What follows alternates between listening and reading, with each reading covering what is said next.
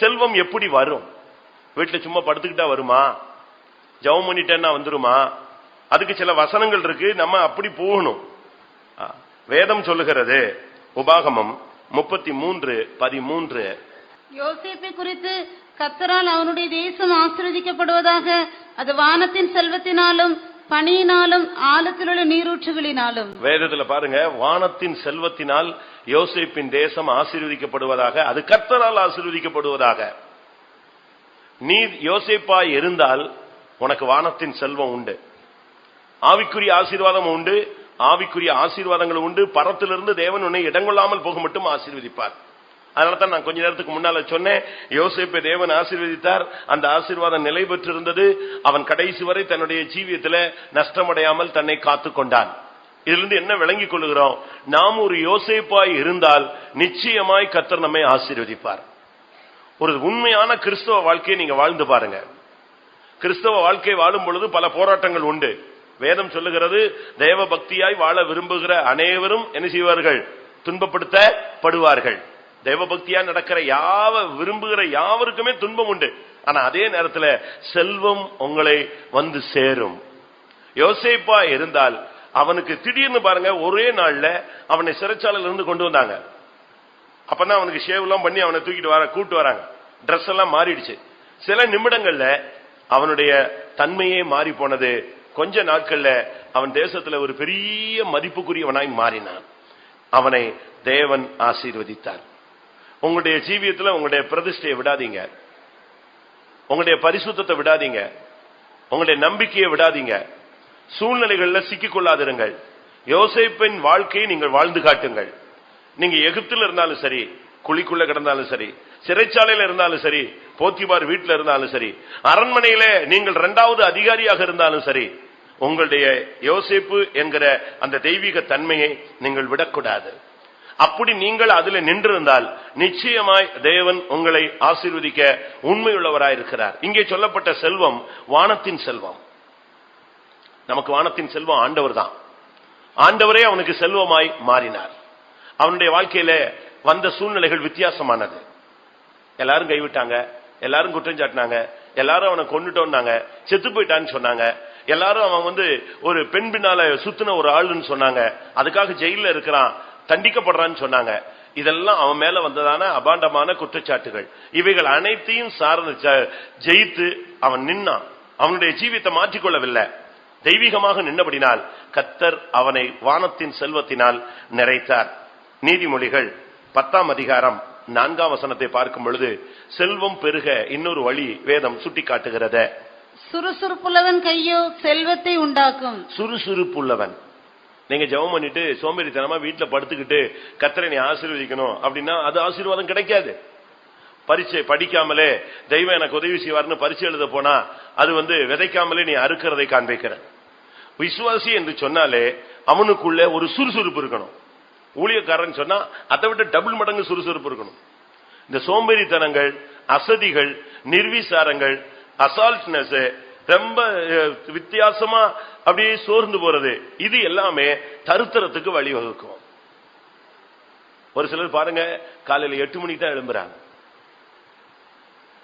ஒரு சிலர் பாருங்க சாயங்காலம் 6 மணிக்கே தூங்கிடுவான். ஒரு சிலர் பாருங்க வேலைக்கே போறதில்ல. இன்னும் ஒரு குரூப் இருக்கு, 4 நாள் வேலை பார்த்தா 8 நாள் வேலைக்கு போக மாட்டான். ஏன்னா அந்த காசு இருக்குல்ல, அதை காலி பண்ற வரைக்கும் போக மாட்டான். இதெல்லாம் விசுவாசிகளுடைய அழகு அல்ல. சகோதரிகளும் சரி, அந்த துணியை அப்படி தூக்கி வச்சாங்கன்னா அது ஒரு 1.5 மாசத்துக்கு இருக்கும். அதை துவைக்கவும் மாட்டாங்க, மடிக்கவும் மாட்டாங்க, எடுத்து வைக்கவும் மாட்டாங்க. இப்படி எல்லாம் வீடு தருத்திரம் பிடிக்கிறதுக்கு நம்ம தான் காரணம். நம்முடைய வாழ்க்கையில ரொம்ப கவனமா இருக்கணும். பைபிள் சொல்லுகிறது, சுறுசுறுப்புள்ளவன் கை செல்வத்தை என்ன செய்யும்? உண்டாக்கும்.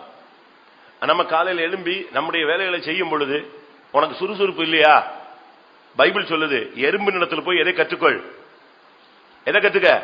சுறுசுறுப்பை கத்துக்கொள்னு பைபிள் சொல்லுது.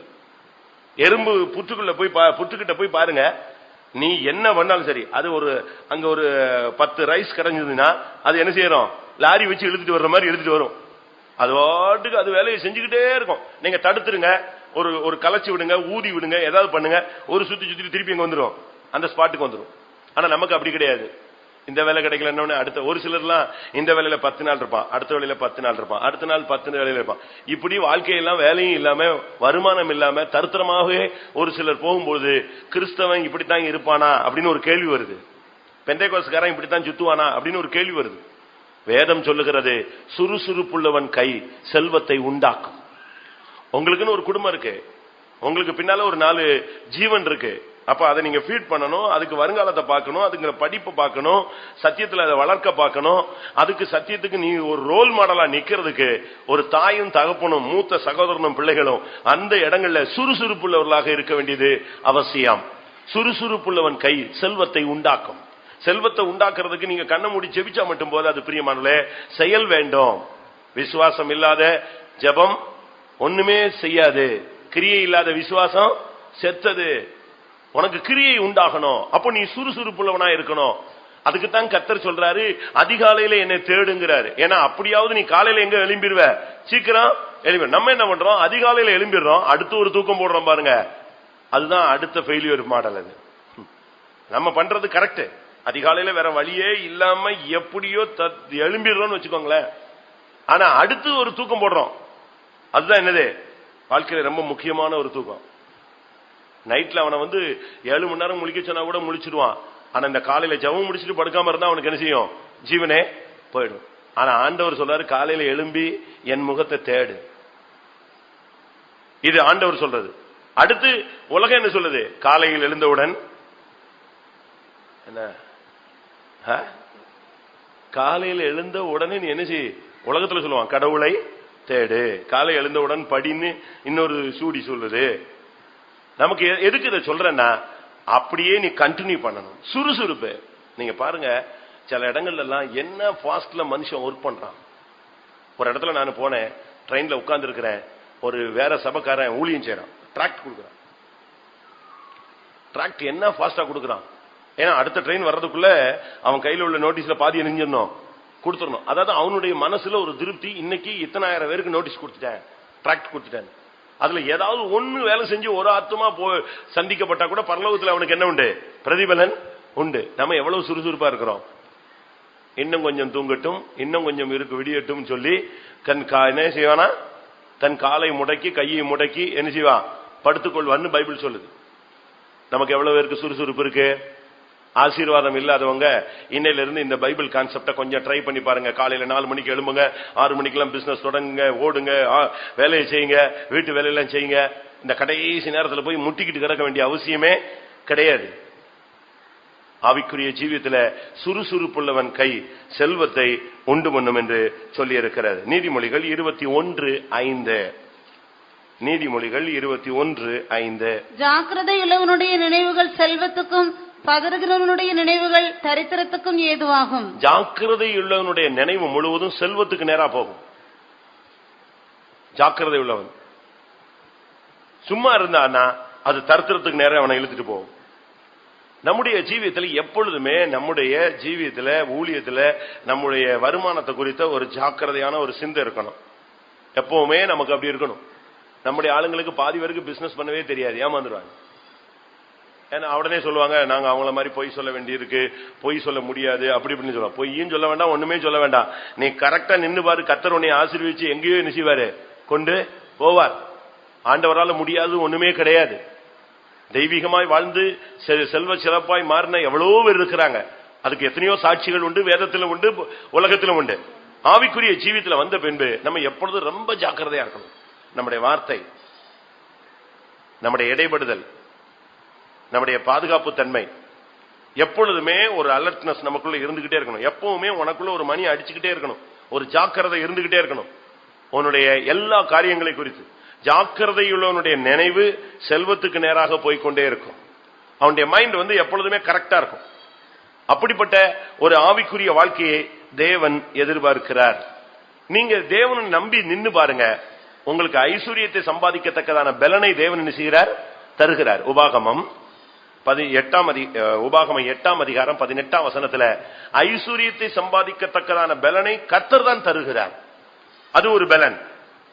உன் தேவனாகிய கர்த்தரை நினைப்பாயாக, அவரை உன் பிதாக்களுக்கு ஆணையிட்டு கொடுத்த தம்முடைய உடன்படிக்கை உறுதிப்படுத்தும்படி இந்நாளில் உனக்கு உண்டாயிருக்கிறது போல ஐஸ்வர்யத்தை சம்பாதிக்கிறதுக்கான பலனை உனக்கு கொடுக்கிறவர். ஐஸ்வர்யத்தை சம்பாதிக்கத்தக்கதான ஒரு பலன் இருக்கு.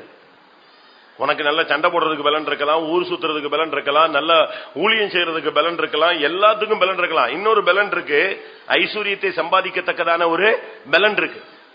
அது தேவனே கொடுக்கிறார். தேவன் கொடுக்கிற அந்த ஐஸ்வர்யத்தை சம்பாதிக்கத்தக்கதான பலன் வந்த பிறகு ஒரு சாதாரண மனுஷன் பாருங்க நல்லா டெவலப் ஆயிட்டே போவான். அவன் எது செஞ்சாலும் வாய்க்கும், அவன் என்ன பண்ணாலும் வாய்க்கும், என்ன செஞ்சாலும் அது பொன்னாய் மாறும். அவன் கை வச்சதெல்லாம் துலங்க ஆரம்பிச்சிடும். அது தேவன் கொடுக்கிற கிருபை. எனக்கு தெரிஞ்ச ஒரு சகோதரன் சுத்தமா என்ன செஞ்சாலும், ஆர்சியில இருந்து நம்ம சபைக்கு வந்தார், என்ன செஞ்சாலும் வாய்க்காது. நான் உங்களுக்கு சொல்லியிருப்பேன்னு நினைக்கிறேன். அவனா பார்த்து ஒரு கம்பெனியில சரி கூலி வேலைக்காவது போகுன்னு போனான்னா அந்த கம்பெனியே நெஞ்சிருவான், மூடிடுவான். 4 மாசம் கம்பெனி க்ளோஸ். இவன் வேலைக்கு தான் போனான், இவன் ஓனர் இல்ல. இவன் வேலைக்கு போனானா அந்த கம்பெனி தொலைஞ்சது. இவன் ராசி அப்படி. அடுத்து இன்னொரு கம்பெனிக்கு போனானா அவன் கம்பெனியே மொத்தமா லாஸ், மொத்தமா பூடிடுவான். இப்படியே அவனுடைய வாழ்க்கையில கல்யாணம் கட்டினா லைஃப்லயும் சந்தோஷம் இல்ல, கையின் பிரயாசத்துல ஒண்ணுமே இல்ல, தானா தொழில் செஞ்சா வாய்க்காது, வேலைக்கு போனா கம்பெனி மூடிடுவான். இப்படியே இருந்த மனுஷன் ஆனா கர்த்தரை நம்பி நம்ம சபைக்குள்ள கால் எடுத்து வச்சான். ஆவியானவர் அவனை கொண்டு வந்தார். அருமையான ஒரு மார்க்கத்துக்குள்ள இழுத்துட்டு வந்த உடனே அதுக்கு பிறகு பாத்தீங்கன்னா இவனால பல கம்பெனி மூடி இருக்குன்னு ஒரு ஓனருக்கு தெரியும். அவன் தான் அப்ப வேலை கொடுத்து வச்சிருந்தான். இவன் வேலையில இருக்கும் போதுதான் இவன் எங்க வர்றான், நம்ம சர்ச்சுக்குள்ள கால் எடுத்து வைக்கிறான். கால் எடுத்து வச்ச உடனே இவனுக்கு டெவலப் ஆகுது. ஒவ்வொரு தீர்க்க தரிசனங்கள், ஒவ்வொரு பிரசங்கங்கள், பைபிள் படிக்கும் போது, அபிஷேகத்தில் நிரம்பும் பொழுதெல்லாம் இவனுக்கு நமக்குள்ள இருக்கிற சாபம் நெஞ்சிருச்சே, போயிடுச்சே, நம்மளாலும் சம்பாதிக்க முடியும், நம்மையும் தேவன் ஆசீர்வதிப்பாரு, நாம செய்யற தொழிலை இனிமேல் தெய்வம் ஆசீர்வதிப்பாருன்னு இவனுக்கு ஒரு நிச்சயம் வந்தது. அப்படினால அந்த ஓனர்ட்ட போய் கேட்டான், எனக்கு ஏதாவது ஒரு லைனை பிரிச்சு கொடுத்தீங்கன்னா நான் வேணா உங்களுக்கு கீழ்ப்படிஞ்சு செய்யறேன். அவன் உடனே வந்து சொன்னான், நீ இதுவரைக்கும் செஞ்சது ஒண்ணுமே நீ செய்யல, வாய்க்கல. நீ தொடங்கின கம்பெனியும் மூடியாச்சு, நீ போய் சேர்ந்த கம்பெனியும் மூடியாச்சு. ஒழுங்கா வேலையை பாரு, அமைதியா நான் சொல்ற வேலையை பார்த்துட்டு சம்பளம் வாங்கி சாப்பிட்டுட்டு இருந்தான். ஆனா இவனுக்குள்ள ஒரு தூண்டுதல் இல்ல, உன் மேல இருக்கிற சாபம் நெஞ்சிருச்சு, போயிடுச்சு, உன் மேல இருக்கிற போராட்டம் போயிடுச்சு, உன் கையை தேவன் ஆசீர்வதிக்கிறாரு, நீ வாக்குத்தத்தத்துக்கு சொந்தக்கார, தேவன் அவனுக்கு உனக்கு ஐஸ்வர்யத்தை சம்பாதிக்கத்தக்க பலனை நான் கொடுக்கிறேன்னு சொல்லிட்டாரு. திரும்பவும் போய் கேட்டான், அவன் தரமாட்டேன்னு சொன்னான். இவன் வெளியே வந்து தனியா ஒரு லைன்ல ஸ்டார்ட் பண்ணான். ஸ்டார்ட் பண்ணா தூத்துக்குடியில தான் ஸ்டார்ட் பண்றான்.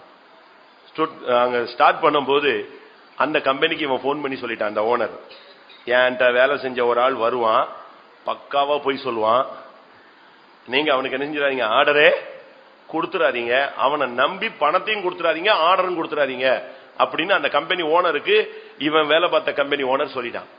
இது இவனுக்கு தெரியாது. இவன் ஜெபம் பண்ணிட்டு எங்க போறான், ஆர்டர் எடுக்கிறதுக்கு போறான். அங்க போன உடனே அந்த ஓனர் பயங்கரமா, ஏன்னா இவன் சொல்லி கொடுத்துட்டான் பாத்தீங்களா, அதனால கேள்வி கேட்கிறான், உனக்கு மிஷின் இருக்கா? அவன் என்ன நினைக்கிறான், இவன் இருக்குன்னு போய் சொல்லுவான். இவன் சொன்னா, எனக்கு மிஷினே இல்ல. சரி, வேலையாட்கள் வச்சிருக்கிறியா? இல்ல. இல்ல, நீ நான் ஆர்டர் கொடுத்தா அதை செய்யறதுக்கு உனக்கு கையில பணம் இருக்கா? இல்ல. ஆமா, ஒண்ணுமே இல்ல, ஒண்ணுமே இல்லைங்கிற, எப்படி நீ செய்வ பிசினஸ்? அப்ப அவன் சொன்னா, நீங்க கொஞ்சம் அட்வான்ஸ் கொடுத்தா நான் செஞ்சு உங்களுக்கு உண்மையா இருக்கிறேன். அந்த வார்த்தை அவனுக்கு டச் ஆயிடுச்சு.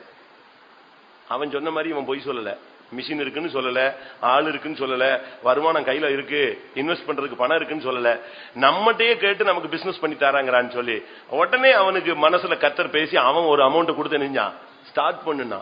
இன்னைக்கு எங்கேயோ போயிட்டான்.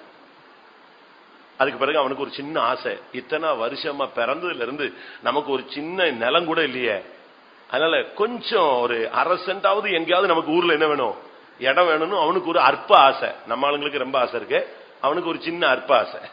அந்த ஆசையில ஒரு பிளாட் போட்டு ஒரு ஆள்கிட்ட போய் கேட்டான், எனக்கு கொஞ்சம் இடம் எங்கேயாவது ஒரு ஓரத்துல கொடுத்தீங்கன்னா நல்லா இருக்கும். அவன் இவன்ட்ட சொன்னான், அவன் ஏற்கனவே பிளாட் போட்டு எல்லாத்தையும் அட்வான்ஸ் வாங்கியிருக்கான், ஒருத்தனும் ரிஜிஸ்டர் பண்ணல. இவன் போய் கேட்ட உடனே அவன் சொன்னா, நீ ரிஜிஸ்டர் பண்ணுவியா, ஃபர்ஸ்ட் ரிஜிஸ்டர் பண்ணுவியான்னு கேட்டான். இவன் தான் கிடைச்சா போதுன்னு இருக்கானே, நாளைக்கே ரிஜிஸ்டர் பண்றேன், அப்ப உனக்கு இந்த இடம் தாரேன்னு சொல்லிட்டு உடனே ரிஜிஸ்ட்ரேஷன் பண்ணிட்டான்.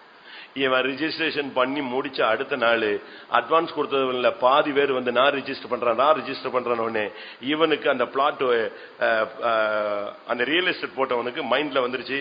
இவன் வந்து கை வச்ச பிறகுதான் எது ஸ்டார்ட் ஆயிருக்கு, நமக்கு பிசினஸே ஸ்டார்ட். அவ்வளவுதான். அடுத்த ட்ரிப் அவன் ரியல் எஸ்டேட் எங்க ஸ்டார்ட் பண்ணாலும் இவனை கேட்கறது இல்லை. இவன் பேர்ல என்னது ஒரு பிளாட். அவனே எந்தெந்த இடத்துல எல்லாம் பிளாட் போடுறானோ அங்கெல்லாம் இவன் பேர்ல கூப்பிட்டு போன்ல சொல்லுவான், நீங்க வந்து பணம் கட்டாட்ட கூட பரவாயில்ல, ரிஜிஸ்டர் பண்ணிட்டு போயிருங்க, எப்பமாவது வந்து நினைச்சீங்க செட்டில் பண்ணுங்க. உன் மேல இருக்கிற சாபம் மாறும். கர்த்தர் உனக்கு ஐஸ்வர்யத்தை சம்பாதிக்கத்தக்க பலனை என்ன செய்கிறார், இன்றைக்கு தருகிறார். எத்தனை பேர் விசுவாசிக்கிறீங்க? தேவனுடைய வார்த்தையை நீங்க விசுவாசிக்கும் பொழுது அது உங்களுக்குள்ளே பலன் செய்கிறது. நீதிமொழிகளை சொல்லி இருக்கிறது, கர்த்தருடைய ஆசீர்வாதம் ஐஸ்வர்யத்தை தரும், அவதினோடு அவர் வேதனையை கூட்டார். ஆண்டவர் உனக்கு ஆசீர்வாதம் கொடுத்துட்டாருன்னா அதுல பிரச்சனையே இருக்காது. ஆண்டவர் கொடுக்காத ஆசீர்வாதம் தான் பிரச்சனை. ஆண்டவர் உன்னை ஆசீர்வதிக்கணும்னு சொல்லி ஒரு ஆசீர்வாதத்தின் கதவை திறந்து கொடுத்துட்டாருன்னா அதுல வேதனையே இருக்காது என்று வேதம் சொல்லுகிறது. நமக்கு தேவன் ஆசீர்வாதத்தை தேவன் கொடுக்கிறார். பிரசங்கி 6ஆம் அதிகாரம் 2ஆம் வசனம் பாருங்க. தேவன் தான் ஒருத்தனுக்கு செல்வம், கனம், சம்பத்து எல்லாவற்றையும் கொடுக்கிறவர். அதாவது ஒருவனுக்கு தேவன் செல்வத்தையும் சம்பத்தையும் கனத்தையும் கொடுக்கிறார். பாத்தீங்களா, தேவன் தான் அதை கொடுக்கிறார். ஒரு மனுஷனுக்கு செல்வத்தை கொடுக்கணுங்கிறது தேவனுடைய திட்டம். இத்தனை வயசுக்கு பிறகு இத்தனை வந்த சூழ்நிலையில வரும் பொழுது அவனுடைய கண்ணீரை கண்டு, அவனுடைய வேதனையை கண்டு, அவனுடைய பாதையை கண்டு தேவன் அவனுக்கு செல்வத்தையும் வசதியும் தேவன் கொடுக்கிறார். ஒரு சிலர் சொல்லுவாங்க, என்னாலதான் அவன் பெரிய பணக்காரன் ஆயிட்டான், நான் தான் அவனை தூக்கி விட்டேன், அவன் எங்கேயோ போயிட்டான் அப்படின்னு சொல்லுவாங்க. அது உண்மையா கூட இருக்கலாம். அதை பத்தி நீங்க கவலைப்பட வேண்டிய அவசியம் கிடையாது. ஒரு சிலர்லாம் அப்படித்தான். அது வந்து நமக்கு கிடைச்ச வாய்ப்பை நம்ம என்ன செய்யறோம், பயன்படுத்துறோம். இப்படி ஒரு வார்த்தை யாக்கோபுக்கு வந்தது.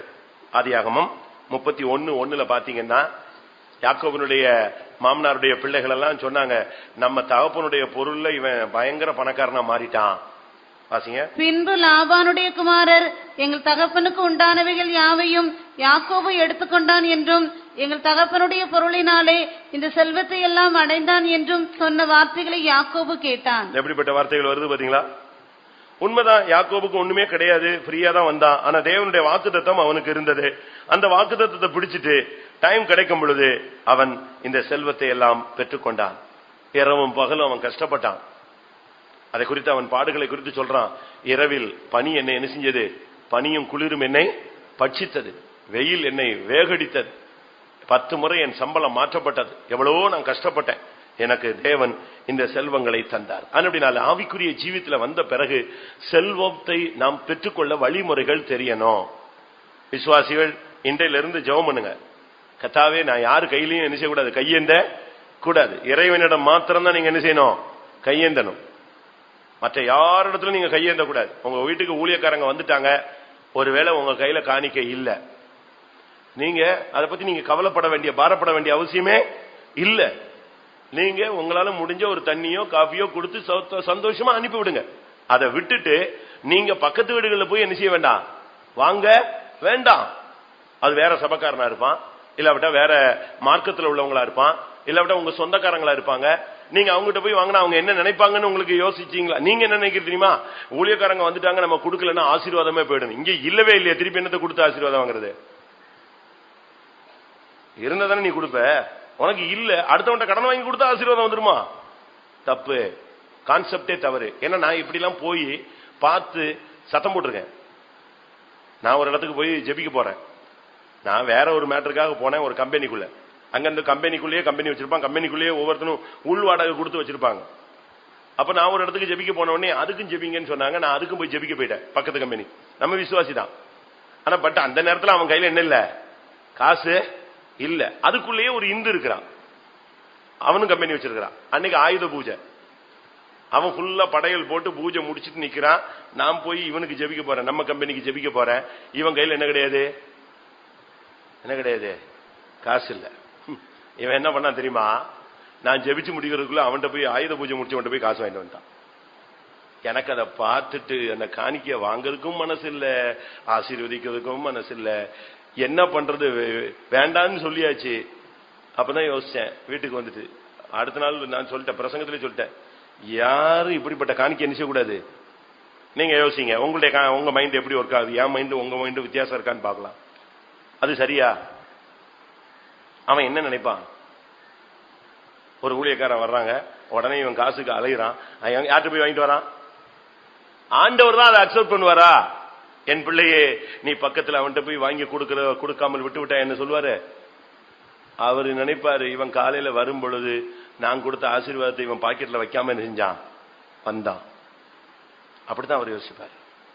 ஒரு தேவனுடைய பிள்ளை சரியான விதத்தில் நடந்துக்கணும். எந்த இடத்துல எப்படி நடக்கணும் நமக்கு ஒரு ஞானம் இருக்கணும். எந்த இடத்துல எப்படி பேசணும், எப்படி நடந்துக்கணும். உனக்கு அது இல்லைன்னா அந்த அந்நிய மனுஷன் வாங்கி கொடுக்கும்போது அவன் என்ன நினைப்பான்? நீ ஆராதிக்கிற தேவன் எப்படிப்பட்ட தேவன்?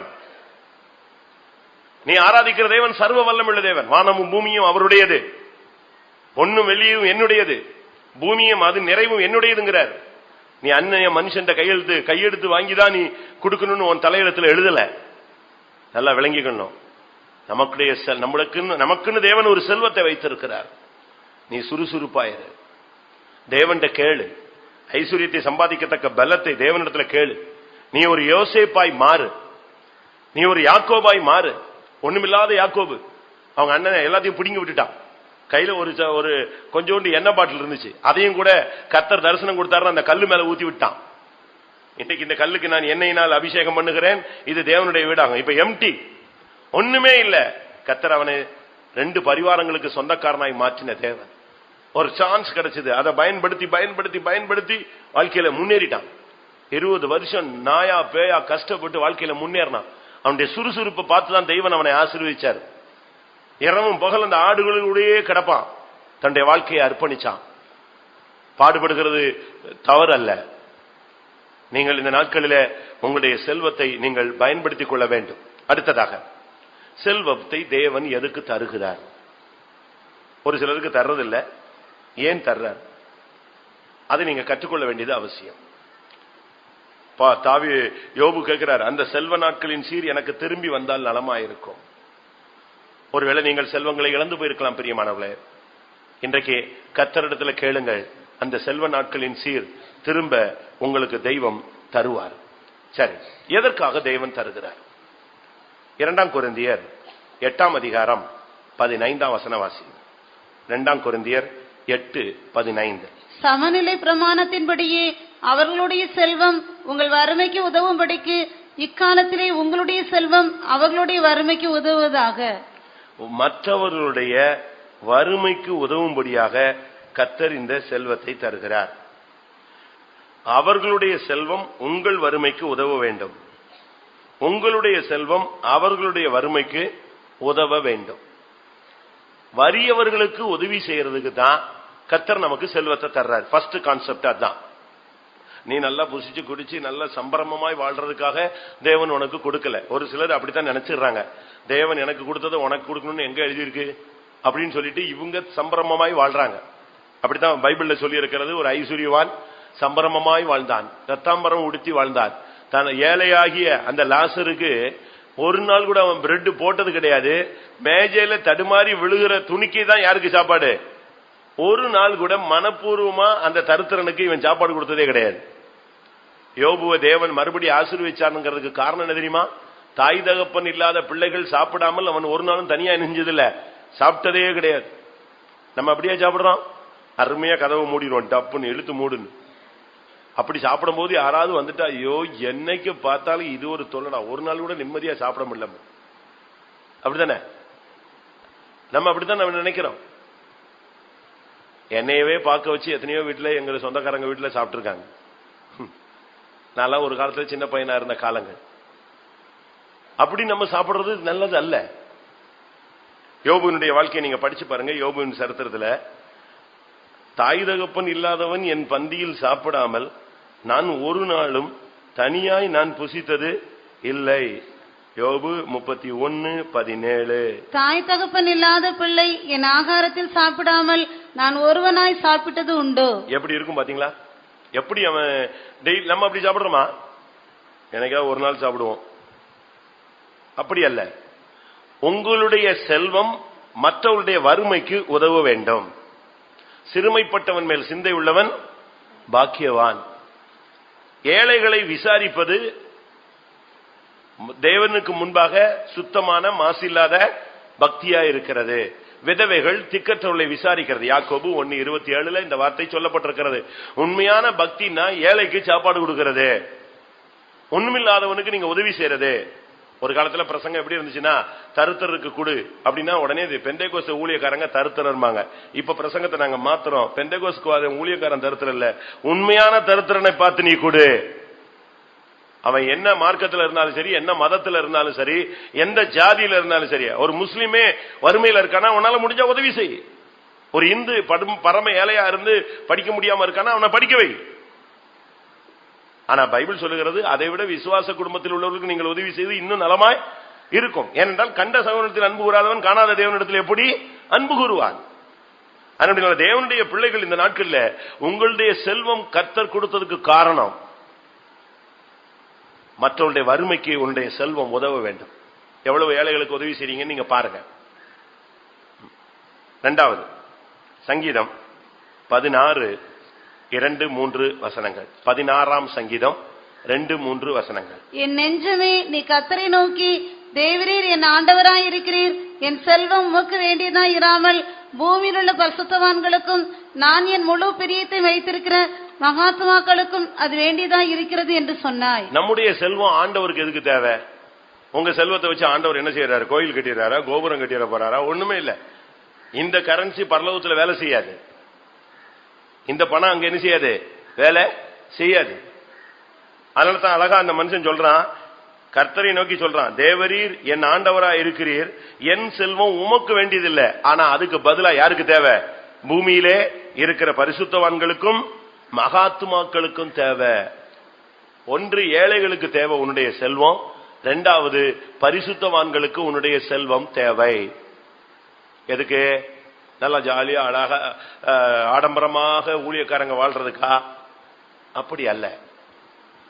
அவர்களுக்கு ஒரு வாக்குத்தத்தம் இருக்கிறது. ஏசாயா 61:6. ஏசாயா 61:6. நீங்களோ கர்த்தரின் ஆசாரியர் என்று சொல்லப்படுவீர்கள், உங்களை நமது தேவனுடைய பணிவிடைக்காரர் என்பார்கள். நீங்கள் ஜாதிகளின் செல்வத்தை அனுபவித்து அவர்கள் மகிமையை கொண்டு மேன்மை பாராட்டுவீர்கள். ஜாதிகளின் செல்வத்தை ஊழியக்காரன் அனுபவிப்பான். ஏன் இப்படி ஒரு வார்த்தை சொல்லிட்டாரு? விசுவாசிகளுடைய சொத்தெல்லாம் வாங்கி 10ல் 1 வாங்கி ஊழியக்காரன் அனுபவிப்பான்னு ஏன் சொன்னாரு? அது சரியா? அப்ப ஊழியக்காரங்க நல்ல செல்வந்தர்களா அழகா இருக்கலாமா? ஊழியக்காரன் எவ்வளவு ஐஸ்வர்யம் இருந்தாலும், எவ்வளவு வசதிகள், நம்ம பைத்தம் ஈவன் தமிழ்நாட்டிலேயே நம்முடைய சென்டர் தான் ரொம்ப என்னது பின்தங்கிய நிலவரம். மற்ற எல்லா சென்டரும் ரொம்ப வசதி படைத்தான ஊழியங்கள். ஆனா இந்த செல்வம் எதுக்கு தேவன் ஊழியக்காரங்களுக்கு கொடுக்கிறாரு? அது ஒரு வாக்குத்தத்தம்.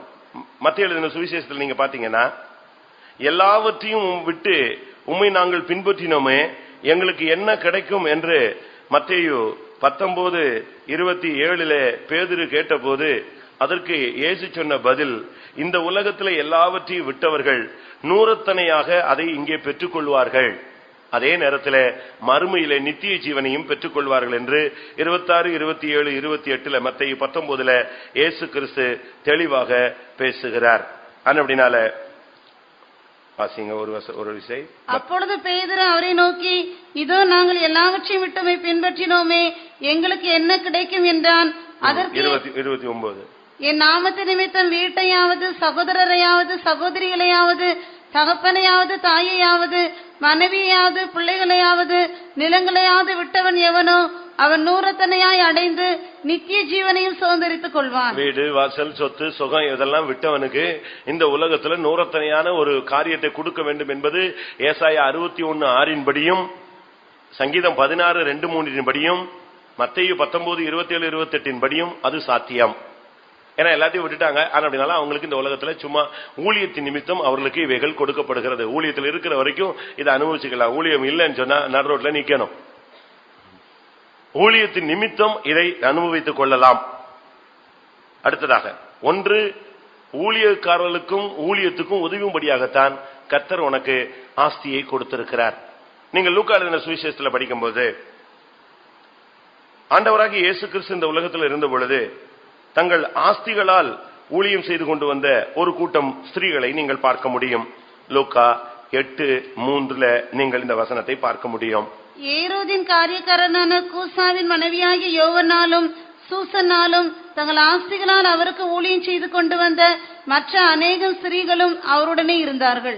லூக்கா 8:3 அழகாக சொல்லி இருக்கிறது, ஆஸ்திகளால் ஊழியம் செய்தல். ஒன்று வறுமைக்கு உதவ, இரண்டாவது ஊழியக்காரர்களுக்காக, மூன்றாவது ஆஸ்திகளால் ஊழியத்துக்காக. உங்களுடைய ஆஸ்தியை வச்சுட்டு நீங்க சேர்த்து வச்சுக்கிட்டு நீங்க கணக்கு போட்டுட்டு இருக்க கூடாது. இப்ப இந்த வேட்பாளர்கள் எல்லாம் ஒரு சிலர் பாருங்க, சொத்து கணக்கை காட்டுறாங்க, 81,000 கோடி, 815 கோடி, அப்படி கோடி கணக்குல அவங்க சொல்றாங்க. நமக்கு அதுக்காக தேவன் கொடுக்கல. நமக்கு தேவன் கொடுத்தது உன்னுடைய ஆஸ்தியினால், உன் செல்வத்தினால் நீ தேவனுக்கு ஊழியம் செய்யும்படியாக. கால்கேட் பேஸ்டுடைய ஓனர்ட்ட ஒருத்தங்க கேட்டாங்களாம், இந்த அளவு உலக பிரசித்தி பெற்று இருக்கிறீங்களே, உங்க பணத்தெல்லாம் நீங்க தாறுமாறா செலவழிக்கிறீங்களேன்னு கேட்டாங்க. அவர் சொன்னாரா, நான் தாறுமாறா எங்க செலவழிச்சேன்? இல்லையே, நீங்க பைபிளை விட நீங்க ஓவரா செய்றீங்க. பைபிள்லயே ஒரு கான்செப்ட் இருக்கு, 10க்கு 1 தான் கொடுக்கணும்னு. ஆனா நீங்க அப்படி இல்லையான்னு. அப்ப அவர் சொன்னாரா, நான் 10க்கு 1 கொடுக்கறது இல்லைங்கிறது உண்மைதான். என்னை தேவன் ஆசீர்வதிச்சிருக்கிறார், எனக்கு வருமானம் பெருகினதுலாம் உண்மைதான். ஆனா அதேபடி பைபிள் படி நான் 10க்கு 1 கொடுக்கலங்கிறது உண்மைதான். ஆனா நான் 10க்கு 9 கொடுக்கறேங்கிறது உண்மை. நான் ஒத்துக்கிறேன்னா எத்தனைக்கு? 10க்கு 1 கொடுக்கல, 10க்கு எத்தனை கொடுக்கற? 9 கொடுக்கறேன். அப்ப அவர் சொன்னாங்களா, இது மிஞ்சின காரியமா தெரியலையா, இப்படி எல்லாம் செய்யலாமா அப்படின்னு. அப்ப அவர் சொன்னாரா, இந்த 10ல 1 ஏன் நான் எடுத்துக்கிட்டேன் பாருங்க, அதுவே என் சந்ததிக்கு சந்ததிக்கு சந்ததிக்கு என்ன செய்யுது, போதுமானபடி கர்த்தர் ஆசீர்வதிச்சிருக்கிறாரு. அதனாலதான் நான் 10க்கு 9 ஊழியத்துக்குன்னு அள்ளி விடுறேன். அப்ப அந்த நாட்களிலேயே, இயேசு கிறிஸ்து இருந்த நாட்களிலேயே தங்களுடைய ஆஸ்திகளால் ஊழியம் செய்து கொண்டு வந்த ஒரு கூட்டம் சகோதரிகள் இருந்தார்கள். அடுத்ததாக, 1 வறுமைக்கு உதவ, 2வது ஊழியர்களுக்கு, 3வது ஊழியத்துக்கு, 4வது கர்த்தருக்கு கடன் கொடுக்க கர்த்தர் உனக்கு வசதி கொடுத்திருக்கிறார். வாசியுங்கள், நீதிமொழிகள் 19:17. ஏழைக்கு இறங்குகிறவன் கர்த்தருக்கு கடன் கொடுக்கிறான், அவன் கொடுத்ததை அவர் திரும்ப கொடுப்பார். நல்லா இந்த பைபிளை படிச்சுக்கங்க. அந்த வசனம் நீதிமொழிகள் 19:17. எதுக்கு கர்த்தர் கொடுக்கிறாரு? கர்த்தருக்கு கடன் கொடுக்கவான். கர்த்தருக்கு கடன் கொடுக்க விரும்புறவங்க எல்லாம் எத்தனை பேர் இருக்கீங்க? கர்த்தருக்கு கடன் கொடுக்க விரும்புறவங்க கை வைத்துங்க பார்க்கலாம். பயப்படுறாங்க எல்லாரும். பைபிள் சொல்லுகிறது, ஏழைக்கு இறங்குகிறவன் கர்த்தருக்கு என்ன செய்கிறான்? கடன் கொடுக்கிறான். ஆர்சி பைபிள் யார்ட்டியா இருக்கா? என் ரூம்ல இருக்கு. ஏழைக்கு இறங்குகிறவன் கர்த்தருக்கு வட்டிக்கு கொடுக்கிறான். எப்படி அவன் என்ன மாதிரி இன்டர்பிரேஷன் பாருங்க. ஏழைக்கு இறங்குறவன் கர்த்தருக்கு கடன் கொடுக்கல, என்ன செய்யறானா? கர்த்தருக்கே என்ன செய்யறான்? வட்டிக்கு கொடுக்கிறான். கர்த்தர் அதை என்ன செய்வாராம் அவனுக்கு. அதை நீங்க புதிய மொழிபெயர்ப்பை பார்க்காதீங்க, பழைய மொழிபெயர்ப்பு யாரு வீட்லயாவது ஆர்சி பைபிள் இருந்தா நீங்க எடுத்து இந்த இதை படிச்சு பாருங்க. என்கிட்ட இருக்கு. ஏழைக்கு இறங்குகிறவன் கர்த்தருக்கு வட்டிக்கு கொடுக்கிறான், கர்த்தர் அதை அவனுக்கு திரும்ப கொடுப்பார். அப்படின்னா என்ன அர்த்தம்? யாருக்காவது ஏழைகளுக்கு உதவி செஞ்சா நாளைக்கு அவன் கொடுப்பாங்கிற எதிர்பார்ப்புல நீ கொடுக்க கூடாது. கைமாறு கருதாமல் கடன் கொடு. அப்படி அவன் திருப்பி கொடுத்துட்டா அது கடன், திருப்பி கொடுக்கவே கூடாது. அதனாலதான் சொல்லி இருக்கிறது, ஏழைக்கு கடன் கொடுக்கிறன்னு சொல்லாம ஏழைக்கு இறங்குகிறவன் சொல்லி இருக்கு. ஏழைக்கு இறங்குகிறவன் யாருக்கு கடன் கொடுக்கிறான்? கர்த்தருக்கு கடன் கொடுக்கிறான். அப்ப கர்த்தருக்கு கடன் கொடுக்கிறானே தவிர ஏழைக்கு கடன் கொடுக்கல. நம்ம என்ன செய்வோம்? தமிழ்ல சொல்லுவாங்க, ஆத்துல போட்டாலும் என்ன செய்யணுமா? அளந்து போடணுமா. அதனால யாருக்கு கொடுத்தாலும் அத கல்யாண வீட்டுல கொடுத்துட்டு வந்தா கூட வீட்டுல நோட்டு வச்சு எழுதிக்கிறாங்க, இந்த வீட்டுல இந்த பங்கனுக்கு இவ்வளவு மொய் எழுதப்பட்டது. சரி, அந்த வீட்டுல ஒரு கல்யாணம், உடனே இவங்க என்ன செய்வாங்க? எதை எடுத்து பார்ப்பாங்க? நோட் எடுத்து பாக்குறாங்க. அவன் 101 செஞ்சிருக்கான், என்ன பண்றது? இவனுக்கு மனசு 101க்கு மேல என்ன செய்யாது, போகாது. சரி, அவன் செஞ்சதே நம்ம நெஞ்சிடலாம். உடனே இவங்க கணக்கு போடுறாங்க, இனிமே நம்ம வீட்டுல பிள்ளை இல்லை, அப்ப இனிமே அவன் செய்ய மாட்டான். எப்படி இவன் அக்கௌண்ட் எவ்வளவு கரெக்டா போடுறான் பாருங்க. இனி நம்ம வீட்டுல பங்கன் நடக்காது, இனிமே அவன் என்ன வராது, நம்மளுக்கு இனிமே கொடுக்க வேண்டியல. ரைட், அப்படின்னா அக்கௌண்ட்டை க்ளோஸே பண்ணிடலாம், எல்லாம் கல்யாணத்துக்கே போகாம நிப்பாட்டிக்கலாம். இந்த அளவுதான் நம்ம ஆளுங்க இருக்கிறோம். ஆனா பைபிள் சொல்லுகிறது, ஏழைக்கு இறங்குகிறவன் கர்த்தருக்கு கடன் கொடுக்கிறான். கர்த்தர் உனக்கு செல்வத்தை கொடுப்பதற்கு பல காரணங்கள் உண்டு. இப்படி கொடுக்கணும்னு ஆசைப்பட்டீங்கன்னா செய்யுங்க. கர்த்தர் இன்னைக்கு நான் ஜெபிக்கிறேன், உங்களுக்கு இனிமே ஃப்ளோ கூடிரும், ஆசீர்வாதம் தானா வரும், பிசினஸ் எங்க எல்லா இடத்துலயும் வருமானம் வரும். ஆனா 4 காரியத்தை நீ செய்யணும், தீர்மானம் எடுத்துக்கணும். ஒன்று, வறுமைக்கு உதவ வேண்டும். இரண்டாவது, ஊழிய பரிசுத்தவான்கள் கையில கொண்டு போய் கொடுக்கணும். மூணாவது, ஆஸ்திகளால் ஊழியம் செய்யணும். நாலாவது, ஏழைக்கு இறங்கணும். ஏழைக்கு இறங்குகிறவன் கர்த்தருக்கு வட்டிக்கு கொடுக்கிறான். கொடுக்க முடியுமா? கர்த்தருக்கு வட்டிக்கு கொடுக்குறீங்களா? நீங்க மற்றவனுக்கு வட்டிக்கு கொடுத்தா உங்களுக்கு என்ன கிடையாது? பரலவும் கிடையாது. ஏழை கர்த்தருக்கு கடன் கொடுத்தா, கர்த்தருக்கு வட்டிக்கு கொடுத்தா உங்களுக்கு என்ன உண்டு? பிரதிபலன் உண்டு, ஆசீர்வாதம் உண்டு, சகல நன்மைகளும் உண்டு. அப்படினால்தான் கர்த்தர் இன்னைக்கு நம்மோடு பேசுகிற வார்த்தை, உன்னுடைய செல்வம் மற்றவருடைய வறுமைக்கு உதவுவதாக, உன்னுடைய ஆஸ்தியினாலே நீ ஊழியத்தை செய்வாயாக. உன்னுடைய செல்வம் தேவனுக்கு வேண்டியதா இராமல் அவருடைய பரிசுத்தவான்களுக்கும் மகாத்துமாக்களுக்கும் தேவைப்படுகிறது. உன்னுடைய ஊழியம், உன்னுடைய வருமானம், உன்னுடைய செல்வம் ஏழைகளுக்கு இறங்குகிறதுக்காக கர்த்தரால் உனக்கு கொடுக்கப்படுகிறது. ஆனா அதே நேரத்துல இந்த செல்வம் வந்த பிறகு நீங்க ஒரு கடிவாளம் போட்டு வைக்கணும். உங்களை செல்வம் வர்றது ரொம்ப ஈஸி. செல்வம் வந்த பிறகு என்ன செய்யணும்? கடிவாளம் போடணும். உனக்கு இந்த பிரதிஷ்டையை விட்டுறக்கூடாது, இந்த கிருபையை விட்டுறக்கூடாது, இந்த அபிஷேகத்தை விட்டுறக்கூடாது, இந்த ஜபத்தை விட்டுறக்கூடாது, இந்த தெய்வீகத்தை விட்டுறக்கூடாது, இந்த உபதேசத்தை விட்டுறக்கூடாது, இந்த ஐக்கியத்தை விட்டுறக்கூடாது, இந்த தேவ சமூகத்தை விட்டுறக்கூடாது. அப்படி நீ மெயின்டைன் பண்ணினா இந்த ஆசீர்வாதம் வர்றது உனக்கு பக்தியாகவும் இருக்கும். இம்மையிலும் நீ ஆசீர்வதிக்கப்பட்டிருப்பாய், மறுமையிலும் நித்திய ஜீவனை நீங்கள் என்ன செய்ய முடியும்? பெற்றுக்கொள்ள முடியும். அப்படி இல்ல, பணம் வந்த உடனே உன் பார்வை, நினைவு, உன்னுடைய ஸ்டைல் இதெல்லாம் நீ மாற்றவே கூடாது. பைபிள்ல சொல்லி இருக்கிறது, ஒன்றுமில்லாதிருந்தும் தங்களை செல்வவான்களாய் பாராட்டுகிறவர்கள் உண்டு, எல்லாம் இருந்து தன்னை தருத்திரன் போல பாராட்டுகிறவனும் உண்டு. நீங்க பழைய காலத்துல எல்லாம் பாத்தீங்கன்னா பெரிய பணக்காரன் அவன் பாட்டுக்கு ஒரு சின்ன 4 முழ வேஷ்டியை கட்டிட்டு ஒரு மஞ்சள் பையை எடுத்துட்டு போவான், வெளியவே தெரியாது அவன் கையில பணம் இருக்குன்னு. இப்ப நம்ம அப்படி இல்ல, 100 ரூபாய் இல்லாட்டாலும் 1000 ரூபாய் ட்ரெஸ் போட்டுட்டு நினைச்சிடும், சுத்துறோம். இப்படி மாறி போச்சு நம்முடைய ஸ்டைல். இவன்ட்ட ஏதோ இருக்குன்னு சொல்லிட்டு இவனாவது அடிச்சு புடுங்கினா அடிபட்டதான் மிச்சம், ஒண்ணுமே நினைச்சாது, ஒண்ணுமே இருக்காது. அப்படிதான் நம்முடைய வீடுகள் இருக்கு. அதனால ஆவிக்குரிய ஜீவித்துல வந்த பிறகு இன்னைக்கு தேவன் உனக்கு சொல்லுகிறார், தேவன் உன்னை ஆசீர்வாதமாய் செல்வமாய் மாற்றுவார். செல்வமாய் மாறின பின்பு உனக்கு ஒரு கடிவாளம் இருக்கணும். உன்னுடைய டிரெஸ்ல ஒரு கடிவாளம் இருக்கணும். உன்னுடைய வீடு ஆடம்பர பொருட்களால் நிரப்பப்படக்கூடாது, அதுல ஒரு கடிவாளம் இருக்கணும். எல்லாவற்றிலும் தேவன் செல்வத்தை கொடுக்க ஆயத்தமா இருக்கிறார். ஏனென்றால் தேவன் ஆசீர்வாதத்தின் தேவன். பைபிள் சொல்லுகிறது சகல விதமான ஆசீர்வாதங்களின் தேவன். தேவனால முடியாது ஒண்ணுமே கிடையாது. நான் ஒரு வீட்டுக்கு போனேன், அந்த வீட நம்முடைய பரிசுத்தவான்கள் தான் டெடிகேஷன் பண்ணாங்க. அங்க போனா பயங்கரமான வீடு அது. ஒவ்வொரு ரூமும் ஒவ்வொரு கலாச்சாரத்தின் அடிப்படையில் கட்டின வீடு. ஒவ்வொரு ரூமையும் நம்ம போய் சும்மா வேடிக்கை பார்த்துட்டே போலாம். இது ஒவ்வொரு தேசத்தினுடைய அமைப்புல கட்டி வச்சிருக்கிறான். பரிசுத்தவான்கள் தான் இது பண்ணாங்க. ஆனா பணம் வந்ததுனால அவங்களுக்கு கட்டுப்படுத்த முடியல. வீட்டுல பாத்தீங்கன்னா எப்பொழுதும் பிரச்சனை, பணம் அளவுக்கு மிஞ்சிருச்சு. காரணம் கடிவாளம் இல்ல. கர்த்தர் உனக்கு செல்வத்தை தருவார், உனக்குள்ளேயே ஒரு கடிவாளம் இருக்கணும். உன்னைய மனைவி கட்டுப்படுத்த வேண்டாம், புருஷன் கட்டுப்படுத்த வேண்டாம், பெற்றோர்கள் கட்டுப்படுத்த வேண்டாம்.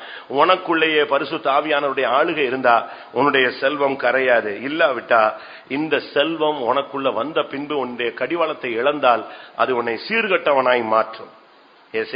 எரேமியா 49:4. எரேமியா 49:4.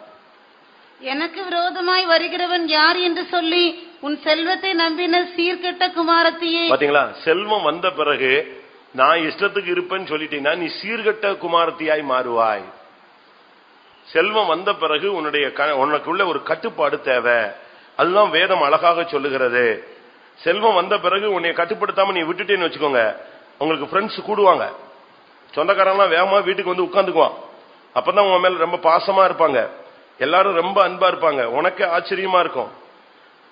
அப்படி நம்ம இருக்கக்கூடாது. என்ன பைபிள் அப்படி சொல்லுது. செல்வம் வந்துட்டாலே ஃப்ரெண்ட்ஸ் எல்லாம் வந்துருவாங்க. நீதிமொழிகள் 19:4 பாருங்க. நீதிமொழிகள் 19:4. செல்வம் அநேக சிநேகிதரை சேர்க்கும். அது வந்துருவான். ரோட்ல போறவன் ஃப்ரெண்ட் ஆயிருவான், சிரிச்சிருவான், வீட்டுக்கு ஃபங்க்ஷன் வருவான், கெட் டுகெதர் வருவான், ட்ரீட் வைப்பீங்க, ஒரே வீடு ஆடம்பரமும் விருந்தும் ஒரே கொண்டாட்டலாம் மாறிடும். ஏன்னா ஃப்ரெண்ட்ஸ் ஜாஸ்தியா இருவாங்க. காசு வந்துட்டாலே உனக்கு இப்ப நீங்க வேற ஒண்ணு இல்ல, நீங்க ரிட்டையர்ட் ஆகி பாருங்க, எத்தனை சொந்தக்காரன் வீட்டுக்கு வரான்னு பாருங்க. ரிட்டையர்ட் ஆகி பணம் ஒரு 15 லட்சம் 10 லட்சம் இருக்குன்னா அவ்வளவு சொந்தக்காரன் எங்க வந்துருவான்? வீட்டுக்கு வந்துருவான். 15 லட்சம் காலி ஆயிட்டுனா திருப்பி செத்தா கூட வரமாட்டான். இதுதான் உலகம். நீங்க இந்த விஷயத்துல ரொம்ப கவனமா இருக்கணும். செல்வம் வந்துட்ட பிறகு உனக்கு பெருமை வரக்கூடாது. பணம் வந்துட்ட உடனே பெருமை வரக்கூடாது. 49ஆம் சங்கீதம் 6ஆம் வசனம். 49ஆம் சங்கீதம் 6ஆம் வசனம். தங்கள் செல்வத்தை நம்பி தங்கள் திரளான ஐஸ்வர்யத்தினால் பெருமை பாராட்டுகிறார். பாத்தீங்களா? தங்கள் செல்வத்தை நம்பி தங்களுடைய திரளான ஐஸ்வர்யத்தினாலே அவர்கள் பெருமை பாராட்டுகிறார்கள். உங்களுக்கு செல்வம் வரும், ஆனா பெருமை வரக்கூடாது. செல்வம் வரும், அதன் மேல உன்னுடைய நம்பிக்கை வைக்க கூடாது. ஐஸ்வர்யத்தின் மேல் நம்பிக்கை வைக்கிறவன் பரலோக ராஜ்யத்தில் பிரவேசிப்பதில்லை. செல்வம் வரும், நீ சீர்கெட்டவனா மாறிடக்கூடாது. செல்வம் வரும், அது உனக்கு வியாதியாய் மாறிடக்கூடாது. செல்வத்தை வச்சுக்கிட்டு ஒரு சிலருக்கு தூக்கமே வராது. ஸ்தோத்திரம் ஸ்தோத்திரம். இப்ப நீங்க போன வாரம் நான் பேப்பர்ல படிச்சேன், ஒரு ஆள் அடிக்கடி வெளியூர் போயிடுறாரா. படிச்சிருப்பீங்களே? ஒரு ஆள் அடிக்கடி வெளியூர் போயிருக்காரு. ஆனா அதனால அவருக்கு ஒரு பயம், நம்ம வீட்டுல பணத்தை வச்சுட்டு போனா நெஞ்சிருவான், எவனாவது எடுத்துருவான்னு தோட்டத்துல புதைச்சு வச்சிருக்கான். இந்த பழைய காலத்து ஆளு இப்பவும் இருந்திருக்காங்க.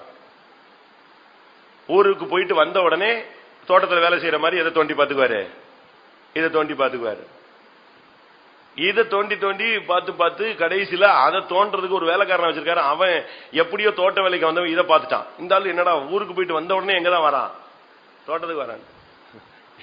போன மாசம் அவர் திரும்பி தோட்டத்துல பார்த்தாரு. தோட்டத்துல எல்லாம் இருந்துச்சு, எது மட்டும் இல்ல. இதை கண்டுபிடிக்கவும் முடியல, ஒண்ணுமே இல்ல. செல்வம் இருந்தா உனக்கு தூக்கம் வராது. தவறாய விதத்துல அதே மைண்ட்ல நீங்க இருக்கக்கூடாது. இந்த ஒரு சில உலகத்துல சொல்லுவான், அர்ப்பனுக்கு காலம் வந்தா என்ன செய்வான், அர்த்தராத்தில கொடை பிடிப்பான். கர்த்தர் உனக்கு கொடுப்பாரு, நீ அதுல பெருமை பாராட்டக்கூடாது. பிரசங்கி 5:12 என்ன சொல்லுது? செல்வம் அவனை தூங்க விடாது. பிரசங்கி 5. வேலை செய்கிறவன் கொஞ்சமாய் புசித்தாலும் அதிகமாய் புசித்தாலும் அவன் நித்திரை இன்பமாய் இருக்கும். செல்வனுடைய பெருக்கோ அவனை தூங்க விட்டாது. அவனை தூங்க விடாது. செல்வம் பெருக்க பெருக்க உனக்கு வசதி கூட கூட கடிவாளம் இல்லாமல் போகும் பொழுது, வெளிப்படுத்தல் 18:7 சொல்லப்பட்டபடி உனக்கு வாதையும் வியாதியும் துக்கமும் உனக்கு அதிகரித்து விடும். அதனால தான் சொன்னேன், செல்வம் வந்த பிறகு உன்னுடைய கட்டுப்பாட்டை நீ இழக்கக்கூடாது. அவள் தன்னை மகிமைப்படுத்தி செல்வ செருக்காய் வாழ்ந்தது எவ்வளவோ அவ்வளவாய் வாதையையும் துக்கத்தையும் அவளுக்கு கொடுங்கள். பாத்தீங்களா? எவ்வளவு செல்வ செருக்காய் வாழ்ந்தாலோ அவ்வளவுக்கு அவளுக்கு வாதையையும் துக்கத்தை கொடுங்கள். நீங்க பெரிய பணக்காரனா மாறி திருப்பி வியாதியில படுத்துக்கிட்டா என்ன பிரயோஜனம்? அதனால்தான் வேதம் சொல்லுகிறது, செல்வத்தை கர்த்தர் தரும் பொழுது நீ அதை கரெக்டா 4 பேலன்ஸ்ல கிளியர் பண்ணணும். உனக்குள்ளே ஒரு கடிகாலம் போட்டுக்கணும். நீ ஒரு யோசேப்பா இருந்தால் கர்த்தர் உனக்கு செல்வத்தை தருவார். சுறுசுறுப்புள்ளவனா இருந்தால் கர்த்தர் உனக்கு செல்வத்தை தருவார். ஜாக்கிரதை உள்ளவனா இருந்தால் கர்த்தர் உனக்கு செல்வத்தை தருவார். நீ ஐஸ்வர்யத்தை சம்பாதிக்கத்தக்கதான பலனை கர்த்தர் உனக்கு தருவார். கர்த்தருடைய ஆசீர்வாதம் உனக்கு ஐஸ்வர்யத்தை தரும். நீ யாக்கோபா இருந்தால் உனக்கு கிடைக்கிற கொஞ்சத்தை வைத்து கர்த்தர் உன்னை மேன்மைப்படுத்த முடியும். யோபு கர்த்தருடைய தன்னுடைய காலங்கள் முழுவதும் உத்தமனா இருந்தபடினால் அந்த செல்வ நாட்களின் சீர் அவனுக்கு திரும்ப வந்தது. அப்படினால் செல்வத்தை தேவன் கொடுப்பது ஒரு பெரிய நோக்கத்திற்காக. செல்வத்தை தேவன் கொடுப்பது தன்னுடைய பரிபூர்ண திட்டத்தை நிறைவேற்றும்படியாக. இப்ப நான் ஜெபிக்கிறேன்னு வச்சுக்கோங்க. இப்ப நான் ஊழியக்காரன், இந்த சபையினுடைய ஊழியக்காரன். இப்ப எனக்கு ஒரு 10,000 ரூபாய் தேவை. நான் சும்மா ஒரு கான்செப்ட் சொல்றேன், ஆண்டவருடைய கான்செப்ட உங்களுக்கு சொல்றேன், தவறா விளங்கிறாதீங்க. 10,000 ரூபாய் வேணும். நான் என்ன செய்ய முடியும்? ஆண்டவரே எனக்கு 10,000 ரூபாய் தாரும், 10,000 ரூபாய் தாரும், 10,000 ரூபாய் தாரும் ஜெபிச்சுக்கிட்டே இருப்பேன். இப்போ எப்படி வரும் எனக்கு? ஆண்டவர் என்ன பண்ணுவாரு? இங்க இருக்கிற விசுவாசிகளுக்கு என்ன செய்யணும்? நம்முடைய கான்செப்ட் படி, பைபிள் கான்செப்ட் படி என்ன செய்யணும்? இங்க உள்ள விசுவாசிக்கோ இல்லாவிட்ட எல்லா விசுவாசிகளுக்கும் சேர்த்து எவ்வளவு கொடுக்கணும்? 1 லட்சம் ரூபாய் கொடுத்தால் அதுல ஒரு விசுவாசி உண்மையாக இருந்து அவர் 10,000 ரூபாய் கொடுத்தாதான் ஏன் 10,000 ரூபாய் தேவை என்ன செய்யும்? பூர்த்தி ஆகும். கரெக்ட் தானா? சரி, இப்ப எனக்கு 2 கோடி தேவை. இப்ப நான் என்ன செய்வேன்? ஆண்டவரே எனக்கு தாரும் தாரும் நான் ஜெபிப்பேன். ஜெபிக்கும் போது கர்த்தர் விசுவாசிகளுக்கு எவ்வளவு கொடுக்க வேண்டியிருக்கு? 20 கோடி கொடுக்கணும். 20 கோடி கிடைச்ச உடனே இவர் கார் எடுத்துட்டு விசுவாசி போய்விட்டார் என்றால் ஏன் ஜெபம் என்ன ஆகுறது?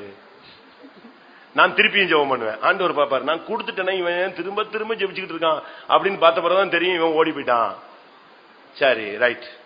உடனே அவர் என்ன செய்யறாரு, அதை ஆஃப் பண்றாரு, அடுத்தவனை கொண்டு வர்றாரு. அதனாலதான் இன்னைக்கு சபைக்குள்ள முந்தினோர் யாரா மாறுறாங்க, பிந்தினோராய் மாறுறாங்க. இந்த காலத்தில் நீ மௌனமா இருந்தால் ரட்சிப்பு வேற ஒரு ஆள்கிட்ட இருந்து என்ன செய்யும், வரும். அப்பொழுது நீயும் உன் சந்ததியும் என்ன செய்யப்படுவீர்கள், அழிக்கப்படுவீர்கள். இதுதான் தேவனுடைய கான்செப்ட். எனக்கு 10,000 ரூபாய்க்காக கர்த்தர் விசுவாசிய 1 லட்சம் ஆசீர்வதிக்கிறார். எனக்கு 2 கோடிக்காக விசுவாசிய 20 கோடி ஆசீர்வதிக்கிறார்.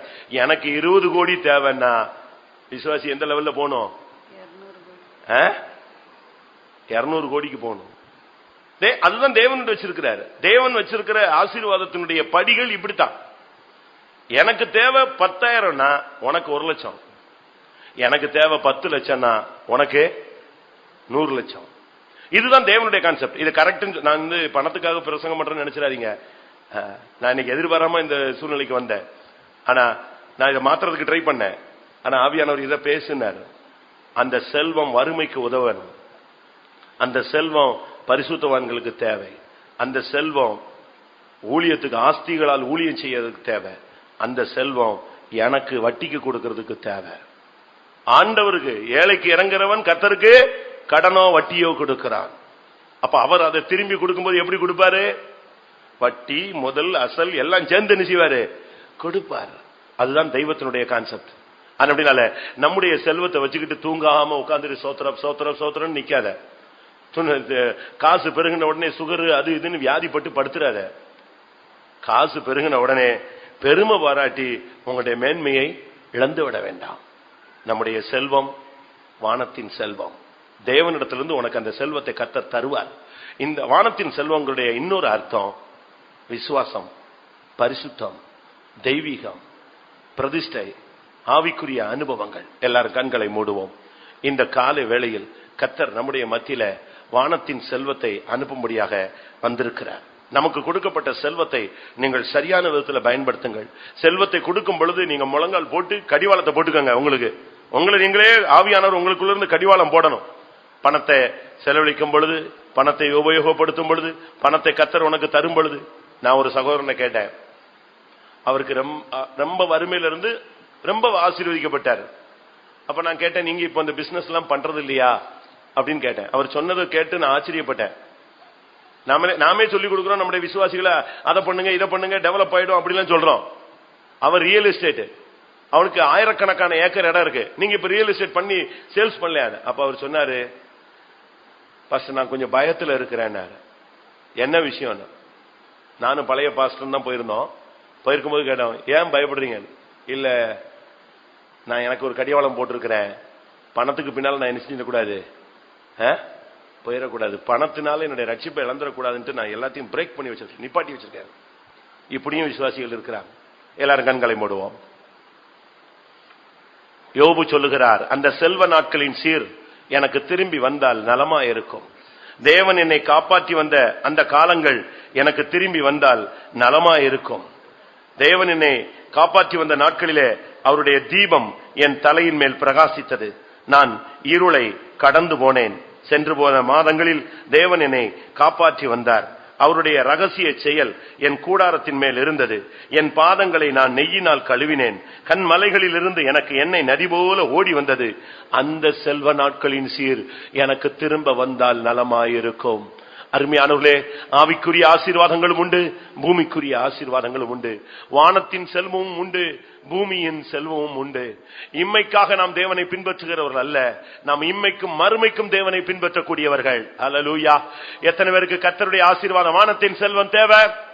வானத்தின் செல்வம் தேவைப்பட்டவர்கள் கண்களை மூடி முழங்கால் படியிடுங்கள். ஒரு 5 நிமிடம் தேவனுடைய வல்லமை நம்மை ஆளுகை செய்யட்டும். உன்மேல் இருக்கிற தருத்தரத்தின் ஆவி வெளியே ஓடட்டும். ஓ, வறுமை ஆயுதம் அணிந்தவனை போல உன்னோடு போராடி கொண்டிருக்கிறது. ஓ, நீ வறுமையிலும் தருத்தரத்திலும் இருப்பது தேவனுடைய சித்தம் அல்ல. நீ ஒரு இந்து மனிதனிடத்தில், முஸ்லிம் இடத்திலே, ஒரு அந்நிய இடத்திலே போய் கையேந்துவது தேவனுடைய சித்தம் அல்ல. கர்த்தர் உன்னை ஆசீர்வதிப்பதே தேவ சித்தம். ஆமென். சொந்தக்காரன்ட்ட போய் நீ கேட்கிறது தேவ சித்தம் அல்ல.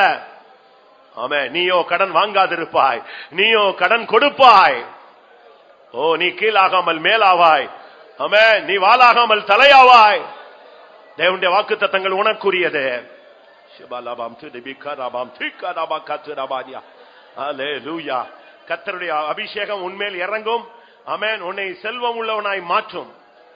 உனக்குள்ள இருக்கிற அசதி, சோர்வு, பின்மாற்றம், தடைகள், எதிர்ப்புகள், உன் கையின் பிரயாசங்கள் உள்ள போராட்டங்கள் எல்லாம் இந்த கால வேளையில இயேசுவின் நாமத்தில் நீங்குவதாக.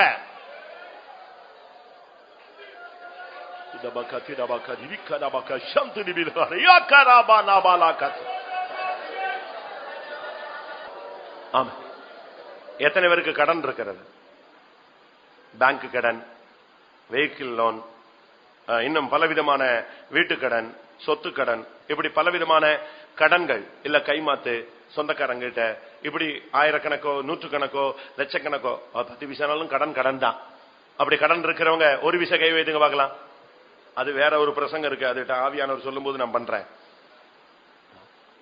பாருங்க, இன்னைக்கு கர்த்தர் உங்களுக்குள்ள இருக்கிற இந்த இந்த கடனுடைய போராட்ட ஆவியை கர்த்தர் எடுக்கட்டும். ஆமென், ஆமென். எத்தனை பேருக்கு வாஞ்சை உண்டு? கர்த்தர் இந்த சூழ்நிலையை மாற்ற வேண்டும் என்று எத்தனை பேர் விரும்புகிறீர்கள்? ஆமென். தேவன் ஆசீர்வாதத்தின் தேவன். அவர் வறுமையின் தேவன் அல்ல, அவர் கடன்களின் தேவன் அல்ல. ஓ, சம்பூர்ணத்தின் தேவன். இடம் கொள்ளாமல் போக மட்டும் உன்னை நிரப்புகிற தேவன். உன் பாத்திரம் நிரம்பி வழியத்தக்கதாக உன்னை நிரப்புகிற தெய்வம்.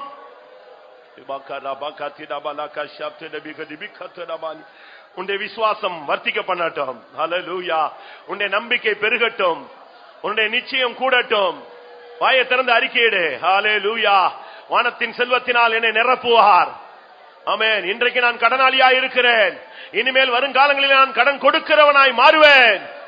என் தேவன் என்னை ஆசீர்வதிப்பார். என் செல்வம் வறுமைக்கு அநேகருடைய வறுமைக்கு உதவும். என் செல்வம் மகாத்மாக்களுக்கு உதவும். என் செல்வம் இந்த ஊழியத்துக்கு உதவும். என் செல்வம் ஏழைகளுக்கு உதவும். அந்த அளவு தேவன் என்னை ஆசீர்வதிக்க முடியும்.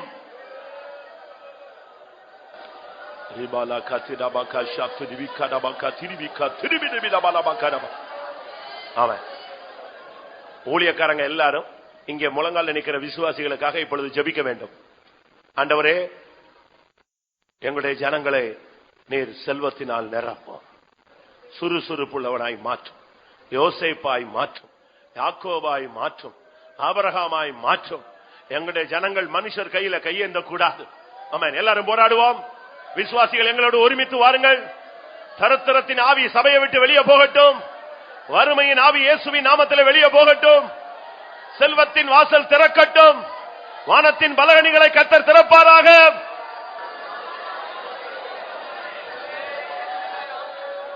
ஹல்லேலூயா, ஹல்லேலூயா, ஹல்லேலூயா. ஆமென், ஆமென். இப்பொழுதே ஆசீர்வதியும். இப்பொழுதே ரிக்கமானியா ரப்திபிக்கலப் ரிக்கபல பக்கத பக்கத பக்கதிட பக்கத பக்கதிட திடப.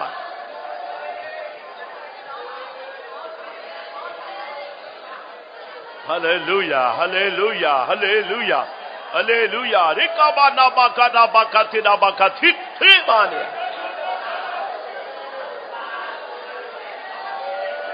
ஆமா பிரியமானவர்களே, தரித்திரம் ஒரு மனுஷனுக்கு ஒப்புமையாக சொல்லப்பட்டிருக்கிறது. உன்னுடைய தரித்திரம் ஆயுதம் அணிந்தவனை போல வரும்னு. அது எவ்வளவு மோசமான ஒரு வார்த்தை. அது ஒரு யுத்த வீரனை போல உன்னோட வருகிறான். இப்பொழுது எல்லாரும் அபிஷேகத்தில் வாங்க.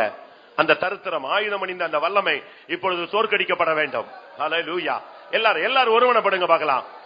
ஆமென். சபைக்குள்ளே, ஜனங்களுக்குள்ளே, குடும்பங்களுக்குள்ளே இருக்கிற வறுமை, தரித்திரம் ஓடட்டும் இயேசுவின் நாமத்தினால. எல்லாரும் அபிஷேகத்துக்குள்ள வாங்க. எல்லாரும் அபிஷேகத்துக்குள்ள வாங்க. சிறியோர், பெரியோர், ஊழியர்கள், விசுவாசிகள் எல்லாரும் இயேசுவின் நாமத்தினால.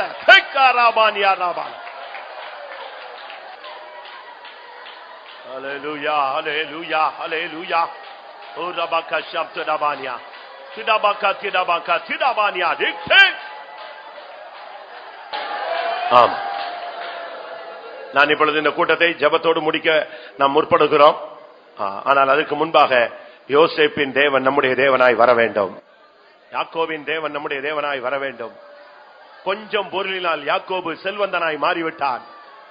உண்மையின் நிமித்தம் யோசேப்பு செல்வந்தனாய் மாறிவிட்டான். தேவன் நம்மனோடு கூட இருந்தார். ஹல்லேலூயா. நம்முடைய தேவன் நம்முடைய ஜனங்களுக்கு இருக்கிறதை கர்த்தர் ஆசீர்வதிக்கட்டும். ஆமென். இருப்பதை தெய்வம் ஆசீர்வதிக்கட்டும். ஆமென். இருக்கிற நிலவரத்திலிருந்து கர்த்தர் ஆசீர்வதிக்கட்டும்.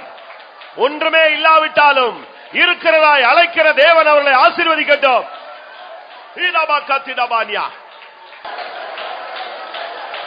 ஆமென்.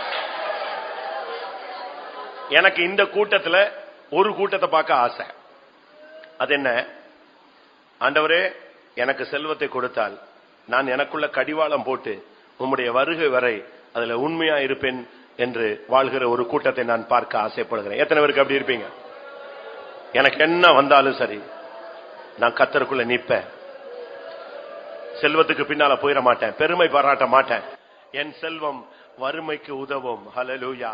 என் செல்வம் ஊழியத்துக்கு உதவும். என் செல்வம் பரிசுத்தவான்களுக்கு உதவும். என் செல்வம் ஏழைகளுக்கு இறங்கும். அப்படி சொல்லுங்க. அப்படி சொல்லுகிறவர்களுக்கு கர்த்தர் ஒரு அபிஷேகத்தையும் ஒரு ஆசீர்வாதத்தையும் செல்வத்தையும் இப்பொழுதே கர்த்தர் கட்டளையிடுவாராக, வாக்கு பண்ணுவாராக.